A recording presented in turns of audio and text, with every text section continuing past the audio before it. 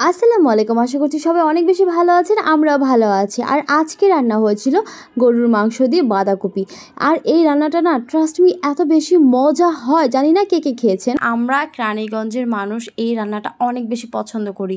তো চলেন দেখে আসি যে আমাদের গরুর মাংস আর বাঁধাকপি রান্না করতে কি কি লাগছে। তো প্রথমেই আমরা একটা প্যানের মধ্যে তেল দিয়ে দিব, আর তেলটা গরম হয়ে আসার পর আমরা তেলের মধ্যে দিয়ে নিব পাঁচফোড়ন। আর এই পাঁচফোড়নটা যখন একটু আমরা ভেজে নিব, তখন ঘ্রাণ চলে আসবে, তখন দিয়ে দিব আমরা পেঁয়াজ। আর পেঁয়াজটা একটু ভালো মতো ভেজে নিতে হবে। পেঁয়াজটা ভালো মতো ভেজে নেওয়ার পর আমরা দিয়ে দিব আদা এবং রসুনের পেস্ট, আর এটাকেও একটু ভালো মতো ভেজে নিতে হবে। তারপর এটার মধ্যে সামান্য একটু পানি দিয়ে একটু কষিয়ে নিব।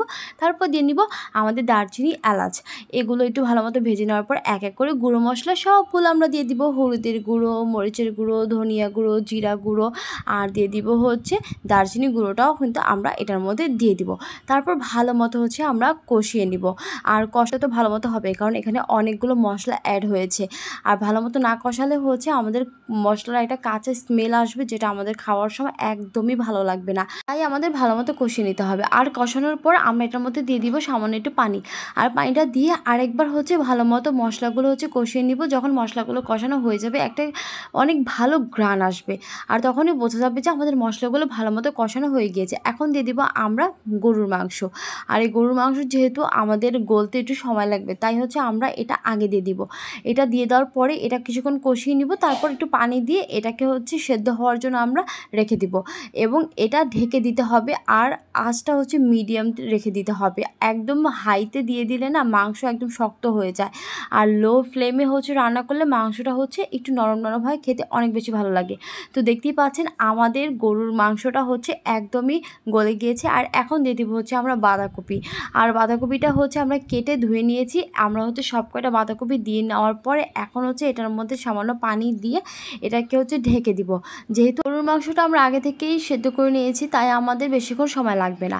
তো দেখতেই পাচ্ছেন এখন আমাদের তরকারিটা একদমই কমপ্লিট হয়ে গিয়েছে। উপর দিয়ে একটু কাঁচামরিচ কুচি দিয়ে নিব। আর এটা কিন্তু বেশি ঝোল রাখা যাবে না, একদম তরকারিটা হবে মাখো মাখো। জানি না আপনারা কিভাবে খান, বাট আমরা ঝোল রাখি না। আমাদের কাছে এই তরকারিটা ঝোল রাখলে ভালো লাগে না। তরকারিটা যখন মাখো মাখো হয়, তখন খেতে ভাত দিয়ে, মানে গরম ভাত দিয়ে এত বেশি মজা লাগে। তো দেখতেই পাচ্ছেন এখন আমি প্লেটে সার্ভ করে নিয়েছি আমাদের গরুর মাংস দিয়ে বাঁধাকপি, একদমই রেডি। আর কালারটা এত বেশি সুন্দর আসছে, আর খেতে অসাধারণ হয়েছে। জানি না কে কে খেয়েছেন, যদি খেয়ে থাকেন তাহলে তো বলবেনই যে কেমন লাগে খেতে। আর যারা এখনও এই রেসিপিটা ট্রাই করেন নাই, তারা অবশ্যই বাসা একবার হলেও ট্রাই করবেন। ট্রাস্ট মি, যদি একবার খেয়ে দেখেন বারবার খেতে চাইবেন এই রান্নাটা। আর অবশ্যই আমি যেভাবে দেখিয়েছি এভাবে রান্না করবেন, একদমই ঝোল রাখবেন না। ঝোল রাখলে আলাদা মজা লাগে, কিন্তু ওইটা আমাদের ভালো লাগে না। এই তরকারিটা মাখো মাখোই ভালো লাগে। তো আমাদের মতো যদি টেস্ট পেতে চান, তাহলে অবশ্যই আমাদের মতোই রান্না করতে হবে।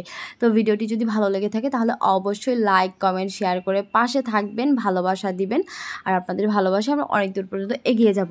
তো সবাই ভালো থাকবেন, সুস্থ থাকবেন। আল্লাহ হাফিজ, টাটা।